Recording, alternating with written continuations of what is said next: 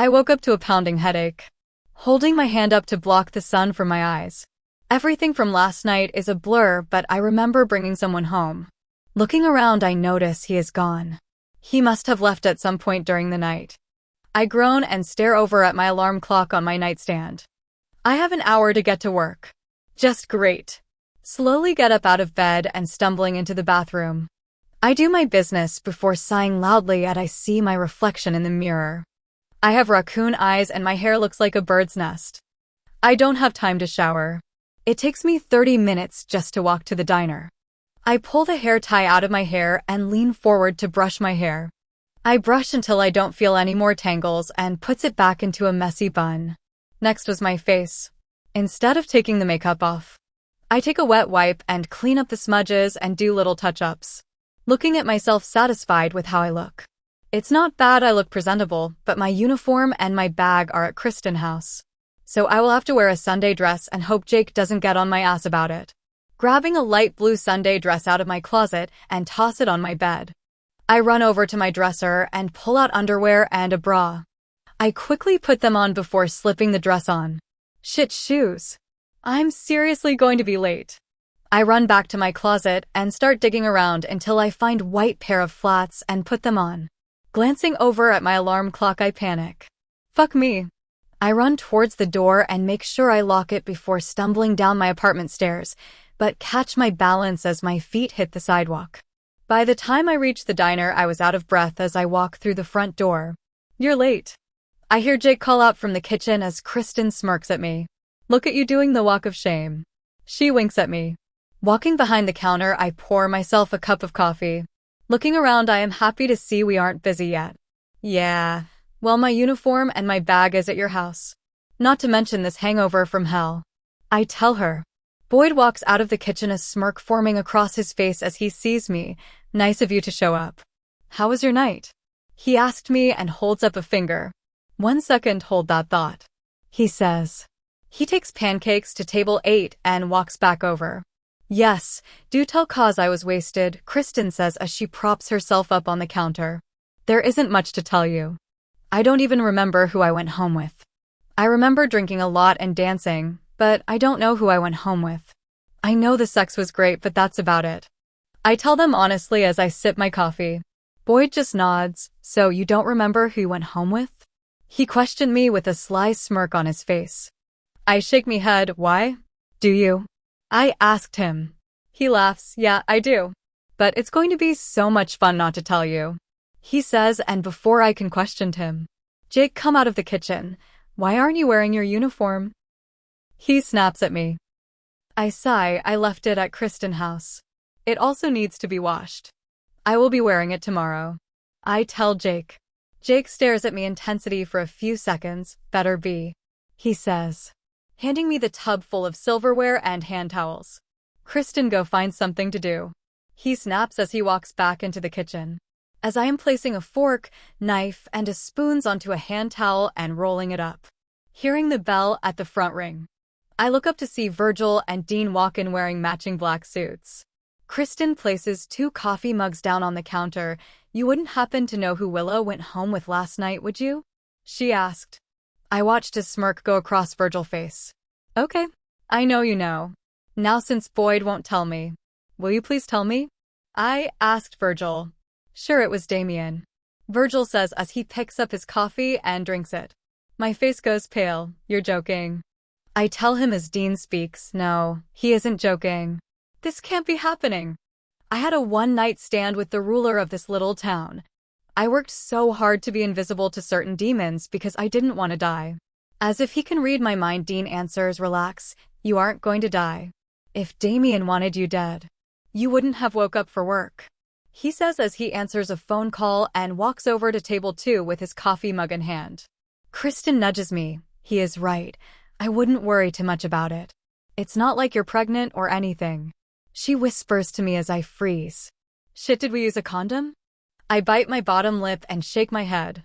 No, I am sure we did. I mean, it's not like he was trying to get me pregnant on purpose. I let out a sigh. My head hurts and thinking about it only making it hurt more. I say out loud. Then stop worrying about it. Virgil says as he sips his coffee. Looking down at his phone, got to go, the boss needs me. He tells us Kristin, who is pretending to be busy. She leans over the counter and gives Virgil a kiss on the lips. People eat here. I tell them, rolling the silverware into the hand towels. Virgil laughs. Have a good day, you too. He says leaves money for his and Dean's coffee before they both leave out the front door together. Will you help me? Rush hour starts in about 30 minutes. I tell her, sure. Kristin says, taking a seat next to me, and gets to work. Rush hour was just as busy as ever. Even have asshole customers like always. I was currently standing at table 4 listening to this lady bitch about the food on the menu. Do you guys have anything vegan?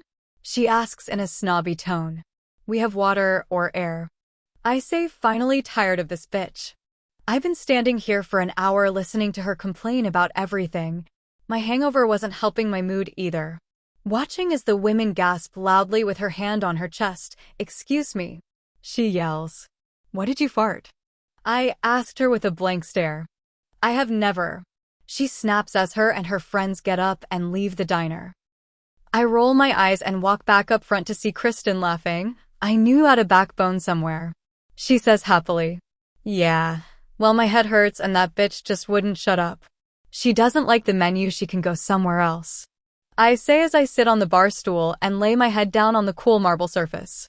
I want to go home so bad. I'm so happy we are closed tomorrow. I just want to lay in bed and watch Jersey Shore Family Vacation. I tell Kristin. Jake comes out of the kitchen and places a pie into the glass refrigerator. You should just head home if you feel that bad. I can just have Boyd pick up your slack. Jake tells me.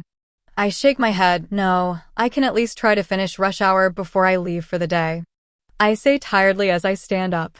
If you insist on staying, go to the break room and chill for a few moments before you start again. Jake tells me.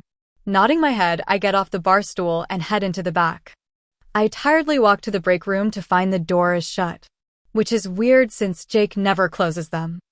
I can hear Boyd on the phone with someone and decide to crack the door open a little as I listen. Why do I have to be here? Send Virgil, he has a girlfriend here and I'm sure he would fucking love it. I'm bored as fuck and I'm going nuts pretending to be nice. Boyd snaps at the person in the other end. Because Virgil has other things I need him to do. Right now there isn't anyone to switch with you. So you're just going to deal with it. The person on the other end says. Boyd sighs loudly as he kicks the trash can over. Fucking fine. But don't ask me to do any missions unless I get to kill them. He says as the person on the other end sighs. It can't be that bad. It's a diner. The person tells him. I laugh mentally as I roll my eyes. This place can be heaven or hell. Working here definitely isn't for the weak, that is for sure. Damian, do you have any idea how many customers I just wanted to stab in the throat? He says. No, way Boyd is having a conversation with Damian. I hear Damian laugh. Well, all I can say is don't kill them. Jake will have your ass. If you start fucking shit up with his business. Damian tells him. Yeah, I know. He isn't exactly the person you want to piss off. That's why I am wanting to switch with someone dash, he tells Damian, along with something I didn't catch due to having to hide in the bathroom because Jake was coming down the hall. I hear Jake ask Boyd if I came in here. I flush the toilet and turn the water on to make it seem like I was washing my hands. I come out wiping my hands on my apron and look at Jake, who is standing in the hallway. If you're throwing up, you should just head home and go to bed. Jake tells me, and Boyd comes out of the break room with the phone to his ear. I nod. Yeah, I think you are right. I tell Jake with a small smile. I have to agree with him. Since he thinks I was in the bathroom the whole time, and I don't want Boyd to know I was eavesdropping on his conversation. Walking back to the front, I take the apron I borrowed off and put it back under the cabinet. Kristin, can you give me your keys so I can get my stuff from your apartment? I asked her. I can ask Virgil if he is busy, to see if he can swing by my place and grab it for you. If you're feeling that bad. I don't want you walking an hour out of your way just to walk even longer to get home. She tell me. She does have a point. I was feeling awful and I didn't feel like doing all that walking. I'm just going to lay down in the break room until he gets here then. I say as I head back into the break room. Why are you still here? Jake asked me. Because I still need my stuff from Kristin house. so I'm going to wait in the break room. She said she could see if Virgil could bring my stuff to me. I tell him. Jake nods. If Boyd is still in there, tell him to get off his phone and get to work. He tells me. I give him a nod before walking off. As I enter the break room, Boyd is still on the phone, but he doesn't have Damian on speaker anymore. Walking over to the couch, I lay down. You feeling okay? Boyd asked me. I hug the couch pillow as I stare at him. Yeah, I just have a really bad headache from drinking. Plus, I feel awful. I tell him honestly. I don't think I want to drink that hard again for a while. I say as I yawn tiredly. Just take a nap while you wait. It might help. Boyd says as he stands up and turns the light off for me. I watch as he leaves the break room with his cell phone still to his ear. For someone that doesn't like being nice, he seems pretty considerate. I wonder if that is also an act? Oh well, it doesn't matter. Although a nap might help. I can feel my eyes getting heavy. I let out a soft yawn as I close my eyes and drift off to sleep. I woke up to the smell of coffee. The light was still off, but I could hear arguing out in the hallway. Got to be fucking kidding me with this shit, Boyd. I hear Jake yell angrily. Will you keep your voice low? Boyd says back as they whisper stuff back and forth that I can't make out.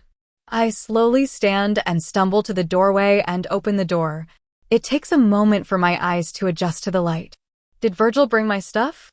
I asked, not really caring what they were arguing about. I felt worse than I did earlier and just wanted to go to bed.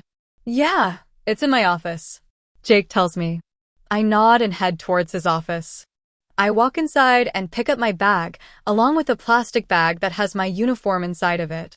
I walk back down the hall to see Jake and Boyd still talking in the same spot. I'm leaving. I tell Jake as he just waves me off. I walk to the front and tell Kristin bye before I leave. As I walk down the sidewalk, I feel a rain droplets hit my arm. Sighing loudly, this is just my luck. I mumble to myself as I continue to walk. As I go around the corner, I freeze as I come face to face with two vampires. Today really isn't my day. This is official, the worst fucking day ever. The vampire on the right drops the women they were feeding onto the ground and wipes the blood from his mouth and smirks at me. Well, aren't you a pretty little human? The vampire on the right says coldly, as the one on the left launches at me. I try to run but don't get far as I get shoved to the ground. Where are you going, little mouse? The vampire laughs as his fangs extend as he leans down close to my neck. My eyes start to water as I let out a scream. A second later, the vampire is suddenly thrown off of me and gets slammed into the brick wall. Sitting up, I watch as Dean takes one of the vampire's head off with his bare hands, while the other one starts to run away. It doesn't get very far as I watch Dean grab a trash can lid. He sprays something on it before throwing it at the vampire running away. The trash can lid spins in midair as it makes contact with the vampire's neck and takes it right off. I watch as the vampire's remains catch on fire before turning to ash. Watching as Dean grabs the other vampire's head and shoves a rag in the vampire's mouth to shut it up, before shoving it into his bag. Are you okay? They didn't bite you, did they? Dean asked as he walks over and squats down in front of me. I shake my head. I don't think so. I tell him as my body's still shaking. How did you kill that one vampire? I asked him as Dean checks my neck for bite marks. I sprayed the trash can lid with holy water and garlic. I keep it in a spray bottle, Dean says as he helps me to my feet. Come on, I'll walk you the rest of the way home, he says as he gently places his hand on my lower back and gives me a gentle nudge forward. We walk in a comfortable silence together before I ask him a question. Are there more vampires on the loose? I asked him. Dean shrugs. Maybe a few more, but we are searching the town top to bottom, he says as we reach the steps to my building. Here, take this, he says, handing me the spray bottle. Don't you need this? I asked him. Dean shakes his head. No, I have another bottle. Spray it outside your door and around your windows. It will keep them out if they try to break into your apartment. I'll stand here until you go inside the building, Dean says as I nod and head up the steps. Thank you for saving me, I tell him as he gives a soft smile. Don't worry about, he says as I twist the doorknob and head inside. When I reach my apartment door, I spray the liquid contents on my door frame before digging into my bag and pulling out my key. I unlock my door and step inside. I give the bottom of my door frame one more good spray. I then walk around my apartment spraying all my windows. I think that's enough. My apartment stinks, but I rather it stink than be dead.